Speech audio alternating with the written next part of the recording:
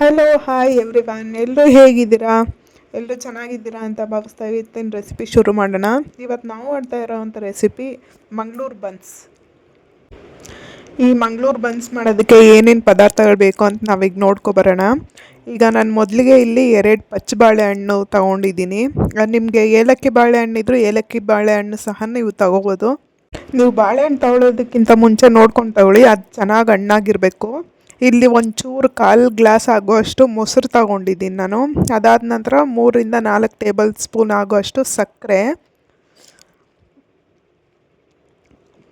Sugar level ನೋಡ್ಕೊಂಡು ಹಾಕ್ಕೊಳ್ಳಿ ನಿಮ್ಗೆ ಎಷ್ಟು ಬೇಕೋ ಅಷ್ಟು. ನೆಕ್ಸ್ಟು ನಾನಿಲ್ಲ ಒಂದು ಸ್ವಲ್ಪ ಜೀರಿಗೆ ತೊಗೊಂಡಿದ್ದೀನಿ. ಅದಾದಮೇಲೆ ಇದು ಸೋಡಾ ತೊಗೊಂಡಿದ್ದೀನಿ. ಇದಿಷ್ಟು ಇವತ್ತಿನ ರೆಸಿಪಿ ಮಾಡೋದಕ್ಕೆ ಬೇಕಾಗಿರೋವಂಥ ಪದಾರ್ಥಗಳು. ಇದಿಷ್ಟು ನೋಡಿಕೊಂಡು ರೆಡಿ ಮಾಡಿಟ್ಕೊಳ್ಳಿ. ಈಗ ನಾನು ಬಾಳೆಹಣ್ಣು ಏನು ತೊಗೊಂಡಿದ್ನಲ್ಲ, 2 ಬಾಳೆಹಣ್ಣನ್ನ ಮಿಕ್ಸಿಗೆ ಹಾಕ್ಕೋತಾ ಇದ್ದೀನಿ. ಈ ಬಾಳೆಹಣ್ಣು ಜೊತೆಗೆ ಸಕ್ಕರೆ ಹಾಕ್ಕೋತಾ ಇದ್ದೀನಿ. ಈ ಸಕ್ಕರೆನ ನಾನೀಗ 3/4 ಭಾಗ ಆಗೋಷ್ಟು ಮಾತ್ರನೇ ಹಾಕ್ಕೋತಾ ಇದ್ದೀನಿ. ಇನ್ನುಳಿದ 1/4 ಭಾಗ ಯಾವಾಗ ಹಾಕಬೇಕು ಅಂತ ನೆಕ್ಸ್ಟ್ ನಾನು ಹೇಳ್ತೀನಿ. ಇದನ್ನು ನಾನೀಗ ರುಬ್ಕೊಂಡಿದ್ದೀನಿ. ನಾನು ಮೀಡಿಯಮ್ಮಾಗಿ ರುಬ್ಕೊಂಡಿದ್ದೀನಿ. ತುಂಬ ಜಾಸ್ತಿ ಪೇಸ್ಟಾಗೂ ಮಾಡಿಲ್ಲ ಮತ್ತು ತುಂಬ ತರಿಯಾಗಿಯೂ ನಾನು ರುಬ್ಕೊಂಡಿಲ್ಲ. ಈಗ ಇದು ಕರೆಕ್ಟಾಗಿದೆ. ಈ ಪೇಸ್ಟ್ನ ನಾನೀಗ ಒಂದು ಬೌಲಿಗೆ ಶಿಫ್ಟ್ ಮಾಡ್ಕೋತಾ ಇದ್ದೀನಿ. ನಾವೇನು 1/4 ಭಾಗ ಸಕ್ಕರೆ ಉಳಿಸಿಟ್ಕೊಂಡಿದ್ವಲ್ಲ ಅದನ್ನು ನಾನು ಇಲ್ಲಿ ಈಗ ಹಾಕ್ಕೋತಾ ಇದ್ದೀನಿ. ಇದ್ರ ಜೊತೆಗೆ ನಾವೇನು ಜೀರಿಗೆ ತೆಗೆದಿಟ್ಕೊಂಡಿದ್ವಲ್ಲ, ಒಂದೇ ಒಂದು ಚಿಟಿಕೆ ಆಗೋಷ್ಟು ಜೀರಿಗೆ ಮಾತ್ರ ಹಾಕ್ಕೋತಾ ಇದ್ದೀನಿ ನಾನಿಲ್ಲಿ. ಮತ್ತು 1/4 ಲೋಟ ಆಗೋಷ್ಟು ಮೊಸರು. ಈ ಮಂಗಳೂರು ಬನ್ಸ್ನ ನಾನು ಒಂದ್ಸಲ ಉಡುಪಿಗೆ ಹೋಗಿದ್ದೆ. ಉಡುಪಿ ಹೋಟೆಲಲ್ಲಿ ತಿಂದಿದ್ದು, ಅದು ತುಂಬ ಇಷ್ಟ ಆಗಿತ್ತು ನನಗೆ ಈ ಮಂಗಳೂರು ಬನ್ಸ್ನ.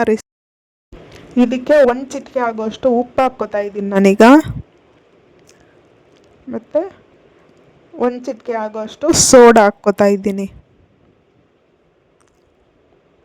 ಇದೆರಡು ಹಾಕಿದಾದ್ಮೇಲೆ ಚೆನ್ನಾಗಿ ಕಲಿಸ್ಕೋಬೇಕಾಗುತ್ತೆ ನೀವು ಇದನ್ನು.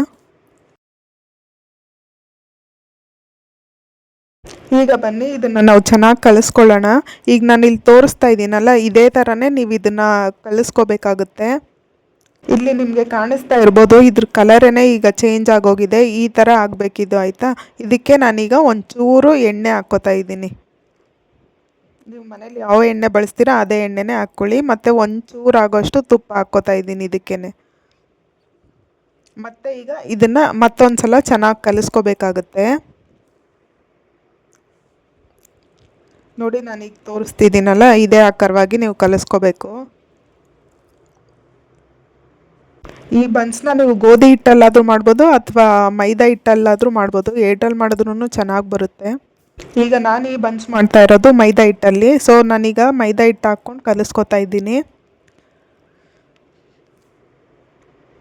ಹಿಟ್ಟಲ್ಲಿ ನಾವು ಇದನ್ನು ಈಗ ಒಬ್ಬಟ್ಟು ಮೈದಾ ಕಲಿಸ್ತೀವಲ್ಲ, ಒಬ್ಬಟ್ಟಿಗೆ ಕಲಿಸ್ದಾಗೇ ಕಲಿಸ್ಬೇಕು ನೀವು ಇದನ್ನು. ಇಲ್ಲಿ ನಾನು ಈಗ ನೋಡಿ ಇದನ್ನ ಕರೆಕ್ಟಾಗಿ ಕಲಿಸಿಟ್ಕೊಂಡಿದ್ದೀನಿ.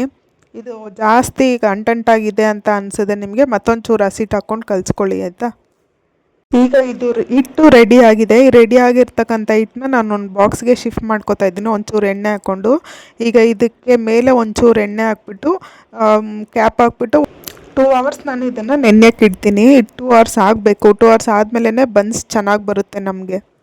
ನಾನು ತೋರಿಸಿರೋ ಕ್ವಾಂಟಿಟಿಯಲ್ಲೇ ನೀವು ಬನ್ಸ್ ಮಾಡಿ ಕರೆಕ್ಟಾಗಿ ಬರುತ್ತೆ. ಆಗ ನೋಡಿ ಇದು 2 ಅವರ್ಸ್ ಆಗಿದೆ. ಈಗ 2 ಅವರ್ಸ್ ಆದಮೇಲೆ ನಾನೀಗ ಲಟ್ಟಣಿಗೆ ತೊಗೊಂಡು ಲಟ್ಟಿಸ್ಕೊತಾ ಇದ್ದೀನಿ. ಸೇಮ್ ಚಪಾತಿ ಹೆಂಗೆ ಲಟ್ಟಿಸ್ಕೊತೀರೋ ಅದೇ ಥರನೇ ಲಟ್ಟಿಸ್ಕೊಳ್ಳಿ. ನೀವು ಈ ಬನ್ಸ್ನ ದೊಡ್ಡದಾಗಿ ಬೇಕಾದರೂ ಮಾಡ್ಕೊಬೋದು ಅಥವಾ ಚಿಕ್ಕದಾಗಿ ಬೇಕಾದರೂ ಮಾಡ್ಕೊಬೋದು. ನಾನಿಲ್ಲಿ ಚಿಕ್ಕದಾಗಿ ಮಾಡ್ಕೊತಾ ಇದ್ದೀನಿ.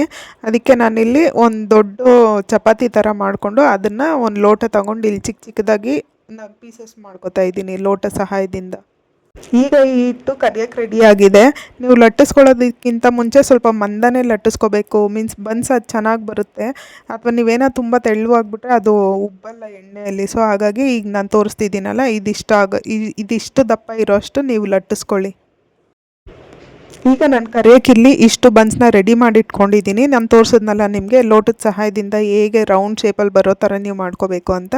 ಈಗ ನಾನು ಇಲ್ಲಿ ಬಾಣಲಿಗೆ ಎಣ್ಣೆ ತಗೋತಾ ಇದ್ದೀನಿ. ಎಷ್ಟು ಬೇಕೋ ಅಷ್ಟು ಎಣ್ಣೆ ಹಾಕ್ಕೋತಾ ಇದ್ದೀನಿ ಈ ಬನ್ಸ್ನ ಕರಿಯೋದಕ್ಕೆ ನಾನೀಗ. ಈ ಎಣ್ಣೆನ ನೀವು ಲೋ ಫ್ಲೇಮಲ್ಲೇ ಇಟ್ಕೊಂಡು ಕಾಯಿಸ್ಕೋಬೇಕಾಗುತ್ತೆ. ನೀವು ಜಾಸ್ತಿ ಹೈ ಫ್ಲೇಮ್ ಅಥವಾ ಮೀಡಿಯಮ್ ಫ್ಲೇಮಲ್ಲಿ ಇಟ್ಬಿಟ್ರೆ ಎಣ್ಣೆ ಸೀದೋಗುತ್ತೆ, ಆಗ ಬನ್ಸ್ ಚೆನ್ನಾಗಿರಲ್ಲ, ಸೀದೋಗುತ್ತೆ. ಮೇಲೆ ನಿಮಗೆ ಬೆಂದಿರೋ ಹಾಗೆ ಕಾಣುತ್ತೆ, ಬಟ್ ಒಳಗಡೆ ನಿಮಗೆ ಬೆಂದಿರಲ್ಲ. ಈಗ ನೋಡಿ ಎಣ್ಣೆ ಕಾದಿದೆ. ಈಗ ನೋಡಿ ನಾನು ಇದನ್ನು ಎಣ್ಣೆಯಲ್ಲಿ ಬಿಡ್ತಾ ಇದ್ದೀನಿ. ಈಗ ನಿಧಾನಕ್ಕೆ ಎಣ್ಣೆಯಲ್ಲಿ ಹಾಕ್ತಿದ್ದೀನಿ ನಾನು ಇದನ್ನು. ನೀವು ಎಣ್ಣೆಲಿ ಕರಿಯೋಕೆ ಹಾಕಿದ ತಕ್ಷಣ ಒಂದು ಸ್ವಲ್ಪ ಹೊತ್ತು ಆದಮೇಲೆ ಅದಷ್ಟಕ್ಕೆ ಅದೇನೇ ಮೇಲೆ ಬರಬೇಕು, ಮೇಲೆ ಬಂದು ಉಬ್ಬುತ್ತಾ ಇರಬೇಕು. ಅದು ಬಂದಿದೆ ಅಂತ ಅಂದರೆ ನೀವು ಮಾಡಿರೋ ಲೆಕ್ಕ ಸರಿ ಇದೆ ಅಂತ ಅರ್ಥ. ನೀವು ಹಿಟ್ಟು ಕಲಸಾದ್ಮೇಲೆ ಒಂದು 2 ಅವರ್ ಚೆನ್ನಾಗಿ ನೆನೆಯೋಕ್ಕೆ ಬಿಟ್ಬಿಡ್ಬೇಕು ಅದನ್ನು. 2 ಅವರ್ ನೆನೆಸಿದಾದ್ಮೇಲೆ ಇದು ನೋಡಿ ಈ ಥರ ಎಣ್ಣೆಲಿ ಹಾಕ್ತಾ ಇದ್ದಂಗೆ ಮೇಲೆ ಈ ಥರ ಉಬ್ಬಿ ಬರುತ್ತೆ, ಚೆನ್ನಾಗಿ ಬರುತ್ತೆ. ಈಗ ನಾನು ಇದನ್ನು ತಿರುಗಿಸ್ಕೊತಾ ಇದ್ದೀನಿ ಇದನ್ನ. ಇದು ನೋಡಿ ಸೇಮ್ ಪೂರಿ ಬಂದಂಗೆ ಬರ್ತಾ ಇದೆ ಈಗ. ಈ ಥರನೇ ಬರಬೇಕು ನಿಮಗೆ ಬನ್ಸ್ ಮಾಡ್ತಾ ಇರೋವಾಗ. ವಿಚ್ ಮೀನ್ಸ್ ನಾವೀಗ ಏನೇನು ಮೆಷರ್ಮೆಂಟ್ ತೊಗೊಂಡಿದ್ವಲ್ಲ ಅದೆಲ್ಲ ಕರೆಕ್ಟಾಗಿ ತೊಗೊಂಡಿದ್ದೀವಿ ಅಂತ ಲೆಕ್ಕ. ಈಗ ನೋಡಿ ಬನ್ಸ್ ರೆಡಿ ಆಗಿದೆ. ಈಗ ಈ buns are ready to serve. ಇದನ್ನ ನೀವು ಈವ್ನಿಂಗ್ ಟೈಮ್ ಸ್ನ್ಯಾಕ್ಸ್ ಅಥವಾ ಕಾಫಿ ಟೀ ಟೈಮ್ಗೂ ಸರ್ವ್ ಮಾಡ್ಬೋದು, ತುಂಬ ಚೆನ್ನಾಗಿರುತ್ತೆ. ಮತ್ತು ನಾವು ಮಾಡ್ತಾ ಇರ್ತಕ್ಕಂಥ ವೀಡಿಯೋಸ್ ಮತ್ತು ರೆಸಿಪೀಸ್ ನಿಮಗೆ ಇಷ್ಟ ಆಗ್ತಾ ಇದೆ ಅಂತ ಅಂದರೆ ದಯವಿಟ್ಟು ಲೈಕ್ ಮಾಡಿ, ಶೇರ್ ಮಾಡಿ, ಸಪೋರ್ಟ್ ಮಾಡಿ, ಕಮೆಂಟ್ ಮಾಡಿ. Thank you so much for watching all our vlogs. Thank you so much.